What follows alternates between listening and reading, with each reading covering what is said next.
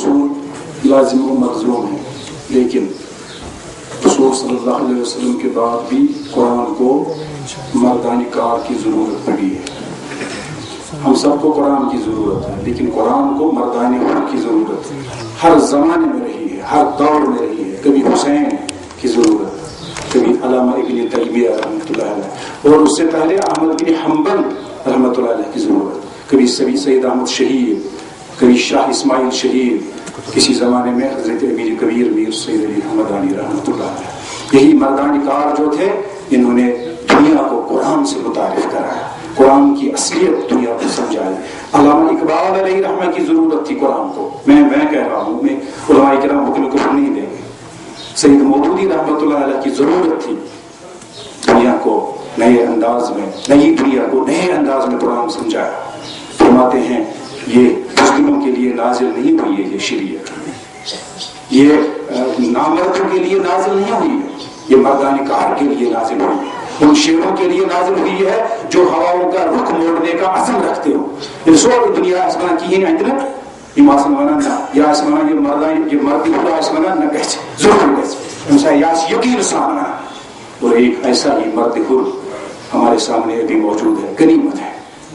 یہ کسی ان کی مدح سرائی کے لیے صرف میں نہیں کہہ رہا ہوں، ایمان کی بات کہہ رہا ہوں۔ ہزاروں سال نرگس اپنی بے نوری پہ روتی ہے، بڑی مشکل سے ہوتا ہے چمن میں دیدہ ور پیدا۔ واریاہ کال برو 22 ؤری برو سٲنۍ کٲشِر اقبالن دِژمٕژ گرٛٮ۪کھ تِمن قرآن چھُ وَنان چشمہٕ چھَم روزان بیٚیہِ چھَکھ بیٚیہِ تہِ کانٛہہ عثمانہِ پاک یا شہیٖدے کربلا میانہِ خٲطرٕ سیٖنہٕ چاک۔ تو واریاہ آیہِ یِمو پنُن سیٖنہٕ چاک کرنو، تِمنٕے ہُنٛد قٲیِد چھُ اَسہِ درمیان یِم صدارتی خۄطبہٕ دِنۍ اَسہِ پٮ۪ٹھ گٔے۔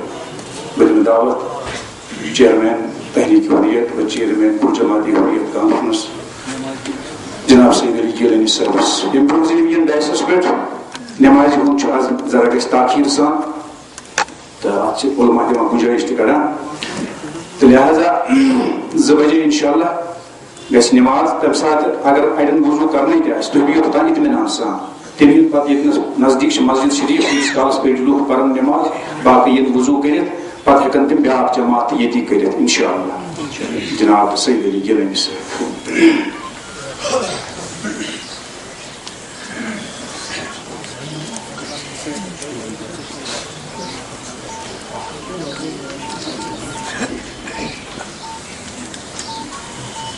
یہ تھوڑا نا بات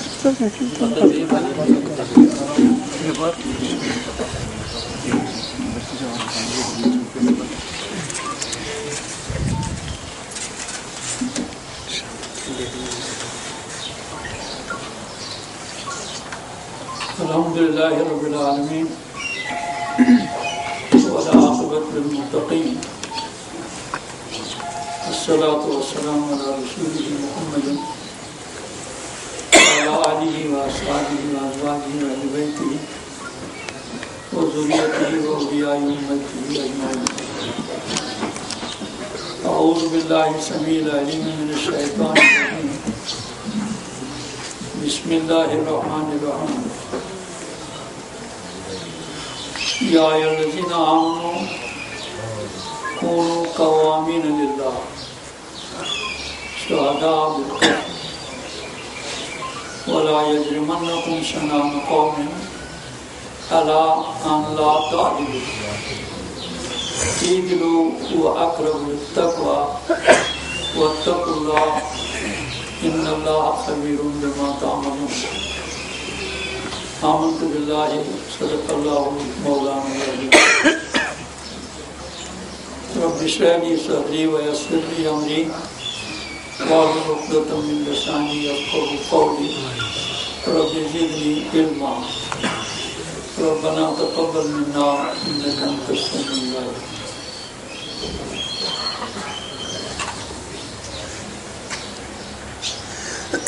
نوع انسان را پیام آخری، نوع انسان را پیام آخری حامل او رحمت للعالمین۔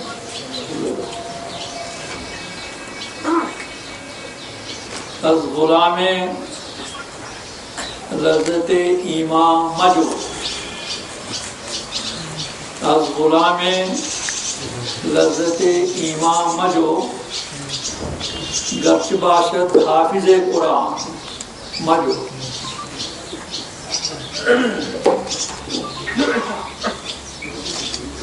محترم حضرات، عزیزان ملت، السلام علیکم ورحمۃ اللہ وبرکاتہ. تحریک حریت جموں کشمیر کی طرف سے نزول قرآن کے موضوع پہ جو آج یہ اجتماع بلایا گیا تھا، اس میں افتتاحی تقریر محترم سارائے صاحب کے ذمہ رکھی گئی تھی، لیکن ان کو آج گھر میں نظر بند رکھا گیا. معلوم نہیں وجہ کیا ہے. آج کی جو حکومتیں ہیں وہ کوئی وجہ بتائے بغیر اپنی طاقت کا بے تحاشا استعمال کرتے ہیں اور وہ اس اجتماع میں شریک نہ ہو سکے. آج کے اس اجتماع میں ہم نے تحریک حریت سے وابستہ علماء دین اور دین پر نظر رکھنے والے مقررین حضرات کو ہی آپ کے سامنے لایا. اس دائرے سے ہم آج باہر نہ گئے.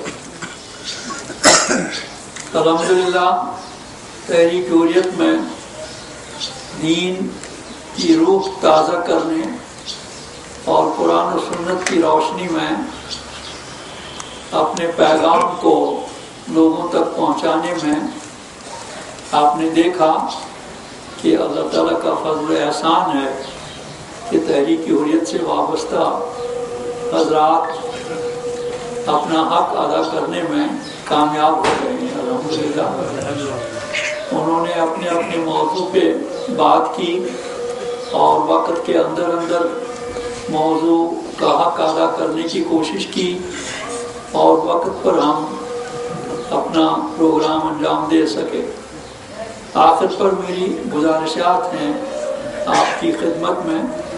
جیسا کہ آپ کو کہا گیا کہ 2 بجے انشاءاللہ نماز ظہر ادا ہوگی اور وضو کے لیے بھی وقت ملے گا، تو آپ اطمینان سے بات سننے کی کوشش کریں. سورہ مائدہ کی آیت میں نے آپ کے سامنے تلاوت کی، یہ آیت نمبر 8 ہے.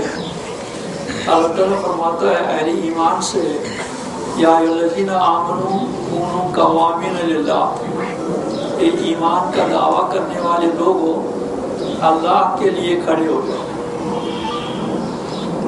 آج کے زمانے میں مسلمان بہت سی چیزوں کے لیے کھڑا ہو رہا ہے، کہیں وطنیت کے لیے، کہیں قومیت کے لیے، کہیں زبان کی برتری کے لیے، کہیں نسل کی برتری کے لیے، اور کہیں ذات اور بات کی برتری کے لیے، کہیں معاشی مفادات کے لیے، اور کہیں منصب اور عہدے حاصل کرنے کے لیے. کھڑے تو ہوتے ہیں، بیٹھے ہوئے نہیں ہیں، کھڑے ہو جاتے ہیں. لیکن اللہ تعالیٰ اہل ایمان سے چاہتا ہے کہ وہ صرف اور صرف اللہ کے لیے کھڑے.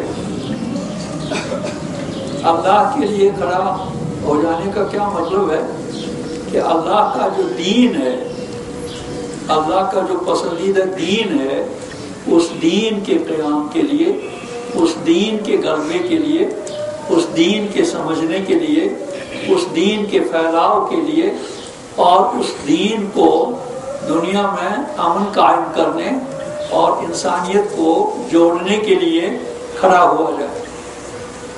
کونوا قوامین للہ، یہ آج ہم نے عہد کرنا ہے. یہ جو نزول قرآن کی کانفرنس بلائی جا رہی ہے اور آج ہم نے عہد کرنا ہے، جو بھی یہاں حاضر ہیں یہ سب لوگ قرآن کی محبت میں آئے ہیں، یہ سب لوگ قرآن کا پیغام سننے کے لیے آئے ہیں، یہ سب لوگ قرآن کا غلبہ چاہتے ہیں تو آج ہم اللہ تعالیٰ کو حاضر و ناظر جان کر یہ عہد کریں کہ ہم اپنی زندگیاں قرآن کے غلبے کے لیے، قرآن کے پھیلاؤ کے لیے، قرآن کو پڑھنے کے لیے، قرآن کو سمجھنے کے لیے اور قرآن کو اپنا جائز مقام دینے کے لیے کام کریں۔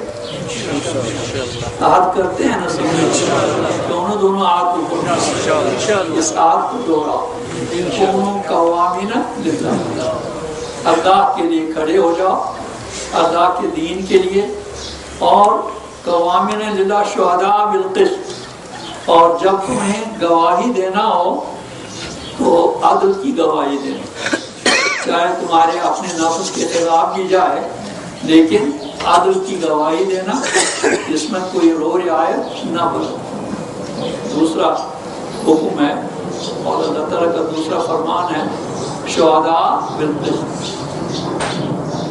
تیسری چیز کیا ہے؟ تیسرا فرمان کیا ہے؟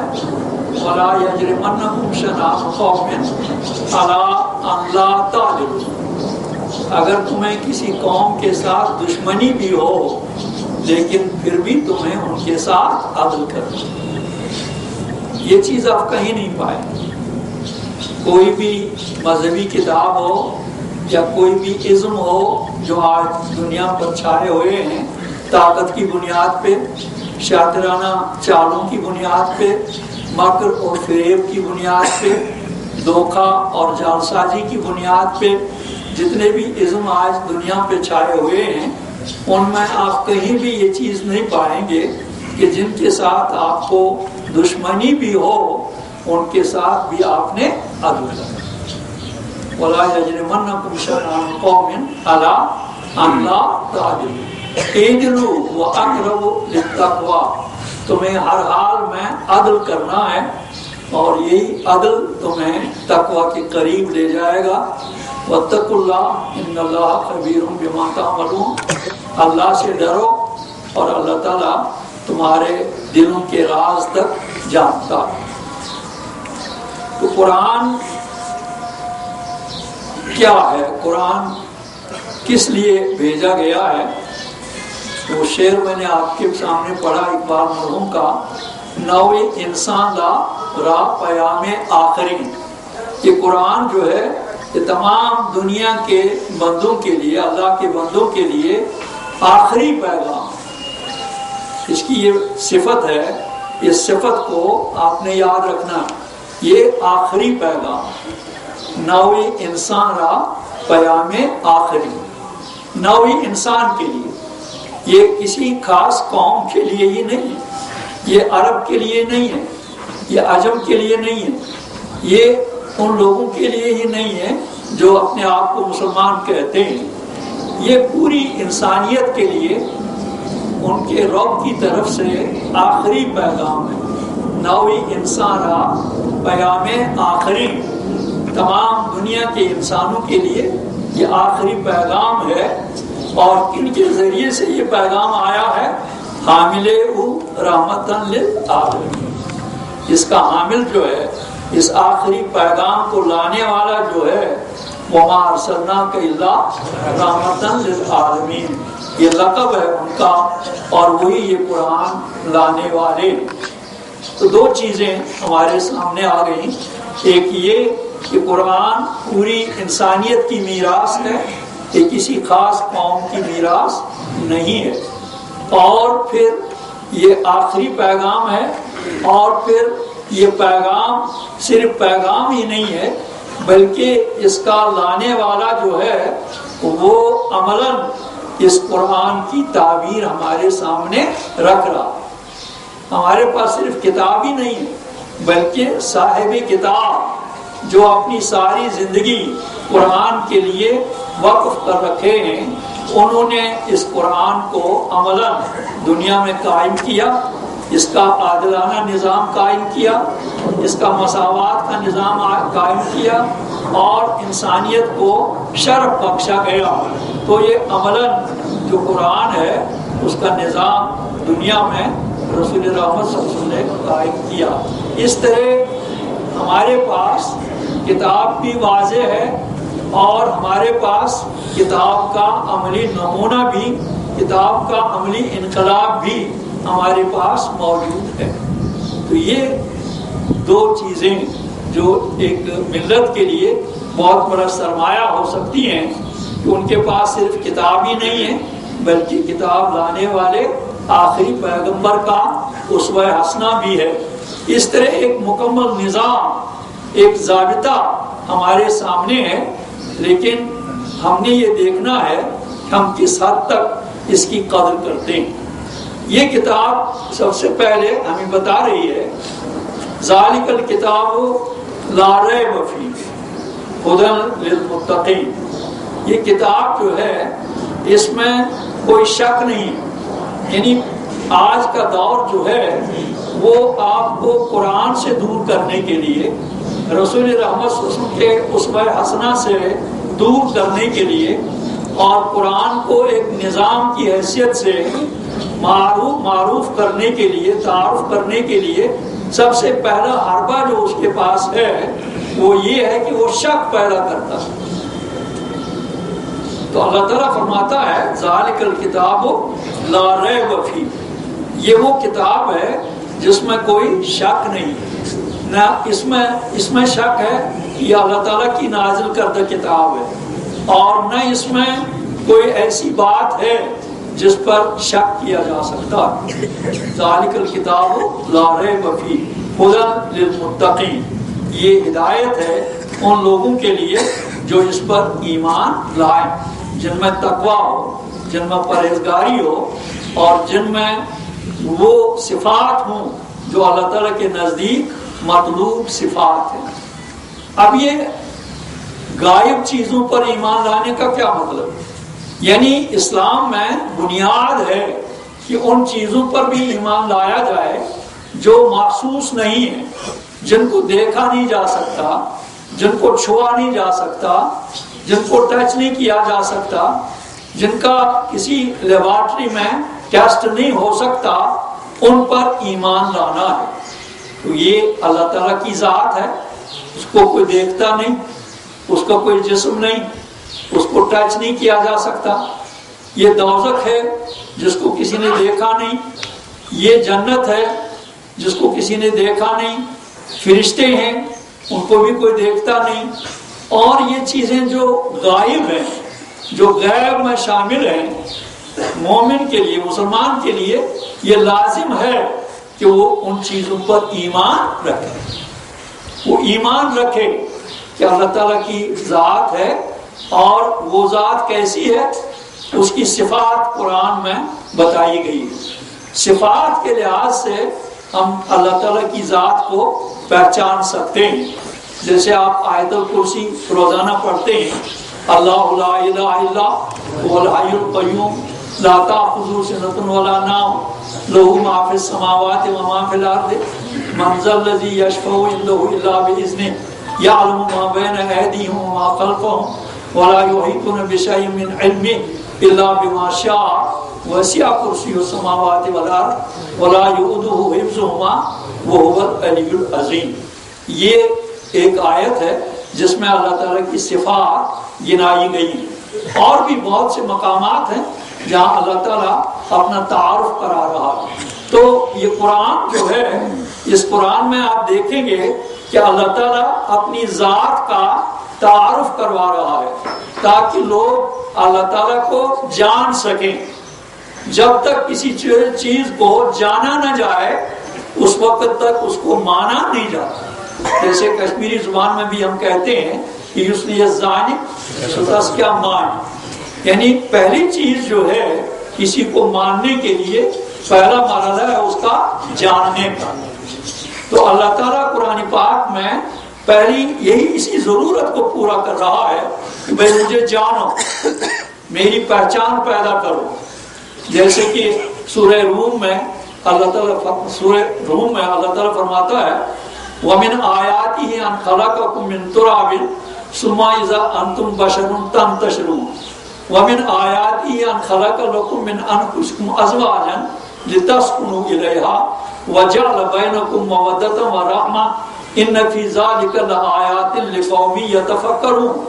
ومن آیاتہ خلق السماوات والارض واختلاف ألسنتكم وألوانكم إن في ذلك لآيات للعالمين ومن آیاتہ منامكم بالليل والنهار وابتغاؤكم من فضله إن في ذلك لآيات لقوم يسمعون ومن آیاتہ يريكم البرق خوفا وطمعا وينزل من السماء ماء فيحيي به الأرض بعد موتها إن في ذلك لآيات لقوم يعقلون ومن آياته أن تقوم السماء والأرض بأمره ثم إذا دعاكم دعوة من الأرض إذا أنتم تخرجون ومن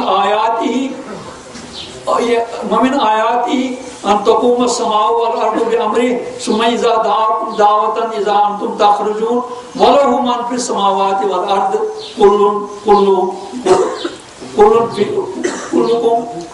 ولو في الأرض في السماء. آخری حصہ ہے اس کا اللہ تعالیٰ فرماتا ہے، یعنی یہ اللہ تعالیٰ نشانیاں ہمیں بتا رہا ہے کہ بھئی تم کیسے اللہ تعالیٰ کو پہچانو گے. تم مٹی سے پیدا کیے گئے ہو اور پھر تمہاری نسل پھیلا دی گئی. اللہ تعالیٰ کو پہچاننے کی یہ نشانی ہے کہ تمہارے لیے اس نے جوڑے پیدا کیے، اور پھر جب مرد اور عورت آپس میں جائز تو وہ رشتے ازدواج میں منسلک ہو جاتے ہیں، تم ایک دوسرے سے سکون حاصل کرتے ہو اور تم میں محبت اور پیار پیدا ہو جاتا ہے. اور پھر یہ جو تم دیکھتے ہو کہ تمہاری زبانوں کا اختلاف ہے، ایک زبان بولتا ہے، دوسری زبان بولتا ہے، یہ زبانوں کا اختلاف بھی اللہ تعالیٰ کو پہچاننے کی ایک نشانی ہے، اور یہ رنگ کا اختلاف بھی اللہ تعالیٰ کو پہچاننے کی نشانی ہے. تو اس طرح بہت سے قرآن پاک میں آپ دیکھیں گے کہ بہت سے مقامات پہ اللہ تعالیٰ اپنا تعارف کرا رہا ہے، اور اس تعارف کا مقصد کیا ہے کہ اللہ تعالیٰ کو پہچانا جائے.